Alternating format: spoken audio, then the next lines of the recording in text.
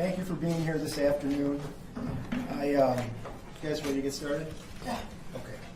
So I have a few comments about, obviously, the arraignment that we had today, the events that led up to the arrest. And then I will turn it over to Prosecutor Worthy, who is here this afternoon with us as well, and she can speak to the charging decisions and the case a little bit further. There will be an opportunity for some questions, folks, but I'll just be up front with you. There's very limited answers that I might have at this time. While I understand there's a need for the public to know what's happened here, my primary focus and responsibility is to make sure that we can secure justice for the victims, in this case.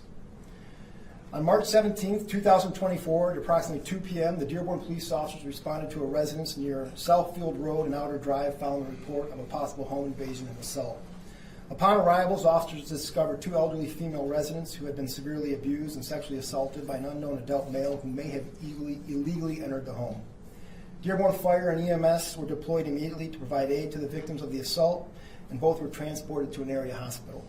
Now, the Dearborn police used evidence and reports from eyewitnesses in the neighborhood to track down the suspected perpetrator at a motel where he was taken into police custody on Sunday afternoon.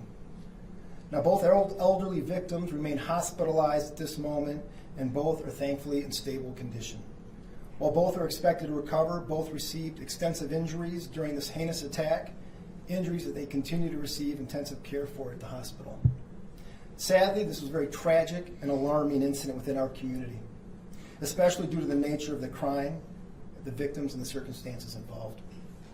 These types of crimes are absolutely reprehensible, and we are resolved to dedicate our department's extensive resources and investigative capabilities to bring anyone to justice that attempts such a heinous crime.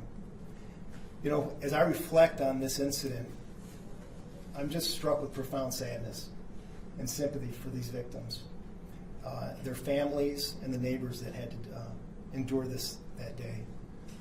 It's just a terrible crime. My 26 years is one of the most heinous things that I've seen and witnessed. And again, I continue to pray for the victims and their families. Now with that, I'll turn it over to Prosecutor Worthy. Thank you very much. My remarks are going to be quite similar, and I'll just begin by echoing what the Chief just said. Most of you know I've been doing work as an assistant prosecutor, as a judge on the bench for 9 years, and as the elected prosecutor for about 20 now. And again, this is one of the most heinous that I've seen, and egregious and deplorable. It's really difficult to know what even to say about a case like this. I think many of you, since I think you probably attended the arraignment, you probably know a lot that I'm going to say. As the Chief said, the victims are 85 and 79, or 78, living together in Dearborn, as he said, and there was an entering of the home. The level of brutality in this case is really unimaginable. And for someone who's seen what we have seen collectively, that's a lot. That's saying a lot. Our victims were brutally beaten. Our victims were brutally assaulted. Our victims were brutally raped, and our victims were brutally tortured. And one of the victims, who we don't traditionally name, and we won't in this case, victims of sexual assault, so we won't use their name, but one of them was not even mobile. So the Chief has told you about how the police department found out about it, but now I want to talk about the charges. We have charged, as most of you already know, Michael Sean Holcomb, age 52 years old, of Ecorse, Michigan. The offense date, as the Chief said, was the 17th of March of this year. And we have charged in count 1, criminal sexual conduct in the first degree. Personal injury is the aggravating factor, and that's for victim 1. And that was fingers to a genital opening. We have charged count 2, criminal sexual conduct in the first degree, personal injury, victim 1 as well, and using an object in the anus. Criminal sexual conduct in the first degree, personal injury, victim 2, again, penis to the genital opening. And then victim 2, criminal sexual conduct in the first degree, that's a life offense. These are all life offenses so far. Again, the same count as in count 3. Count 5, criminal sexual conduct, again in the first degree, personal injury, fellatio, victim 2. Count 6, and this is a count that we rarely charge, and again, we've been doing this for a very long time, torture, victim 1. Count 7, torture, victim 2. Count 8, criminal sexual conduct in the second degree, a 15-year felony, victim 2. Count 9 and count 10 are both assault with intent to do great bodily harm less than murder, which is a 10-year felony. Count 9, victim 1, and count 10, victim 2.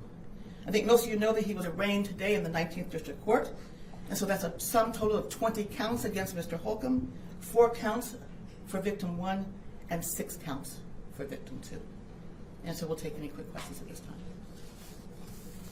Chief, we asked you why this house, that door, what brought him there? We've heard things, but we don't have anything confirmed. Yeah, you know, Sean, I can't, so the question was why that home, why that day? I can't necessarily answer those questions, Sean. I don't have the answers. I can tell you that it was random. I can tell you that, you know, when I think about this incident, the real courageous people are those 2 sisters. You know, the way that they responded and the way that they managed that chaos is just remarkable.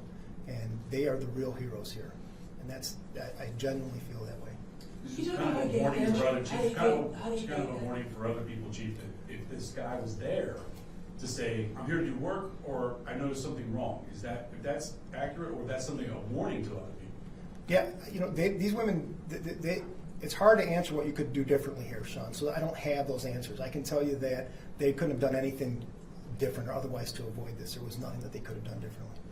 If we could say another reporter's question, can you say if he had possibly, one neighbor thought that he may have been in the house a couple of days prior looking for work? Is there anything to that? Can't go into that. Okay. Can you say if he forced his way in or they got to the door? Can you tell us about what happened? I understand this is a habitual offender. What is that, and what happened back in May 2010? Well, the ethical rules forbid me from commenting on anyone's prior records, so I won't do that. In a general case, that may be true, but again, I'm not going to comment about whether that was charged in this particular case or not. I can't. Can you, did you receive any charges or any requests for a warrant in Allen Park? We have not received anything yet in that alleged case that we've heard about. Not yet. We expect to hear something soon, I hope. And Chief, my question was more broad about, we want to protect our seniors, and if people do go around to offer work, someone told me, hey, call the police. They don't mind you calling to check it out. So, Sean, you can always call the police, and I encourage residents, if they think something seems out of place or they have concerns, to contact the police. You know, so I would agree with that. Yeah. And I'm sure you know that we said that a lot in our elder abuse cases where we have certain scams that occur, and I'm not saying that it happened in this case, and we always warn people whenever we talk about these cases, do not open the door to someone you don't know. And again, it may sound simple, it may sound trite, but it's true. Generally things can be avoided, but again, we're not involved at all in victim blaming because we are not going to speculate or say what happened in this particular case. That'll come out in court, and I'm sure you have the date already for the exam. Prosecutor, whether we know that you're expecting another warrant to come from Allen Park, knowing that and then knowing what he allegedly did in this case, it just boggles the mind of so many people. Well, crime boggles the mind, period. But we don't know the linkage. We can only speculate from what we've heard about the order that this happened. We certainly can't say, what order happened. We don't have anything about the case, so we have not looked at any kind of investigative report or police investigation at all. So there's really not a lot I can say except that we have all heard that there was a separate incident in Allen Park. Would you describe him as, based on the information that you know, and we know that even though you can't discuss the details of his prior case, predator? Let me not go there because I don't know the facts of the 13-year-old. We can all make assumptions, but again, I don't even know if it's a case that we're going to be able to charge. I don't know the status of the investigation. I don't know the quality of the investigation. All I know is I've heard pretty much what you've heard, and so we have to just wait to see. And when we can comment, we will. You said it before, just wondering, how upset are you at these facts? Well, I think when I tell you that when I've been around for 30 plus years doing this, 11 years as an assistant prosecutor, the last 7 of those 11 years I did exclusively homicide cases, so I've seen everything. I think I've seen every way a person can be killed, maimed, hurt, raped. I did a lot of work in sexual assault during that period of time.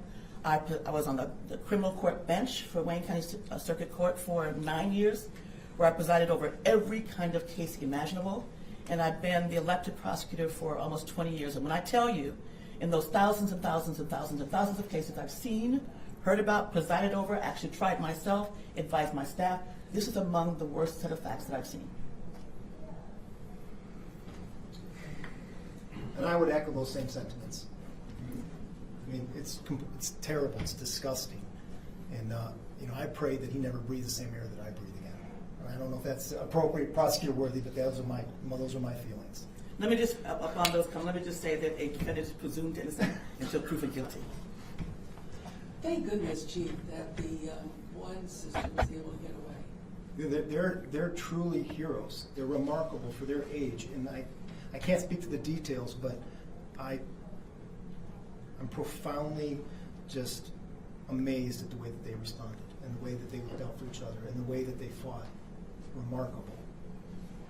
So, You expect this guy, other crimes that he's committed in the last couple of days or so, right? Again, let's wait until we see some additional information that we're going to get from another jurisdiction and then see what happens from there. As we talk to people, as you know, in general cases, not this one, but as we talk to people and as we look at police investigations, it often leads us other places. I'm not saying at all that that's the case of this case, but that's why I'm not going to comment because I simply don't know.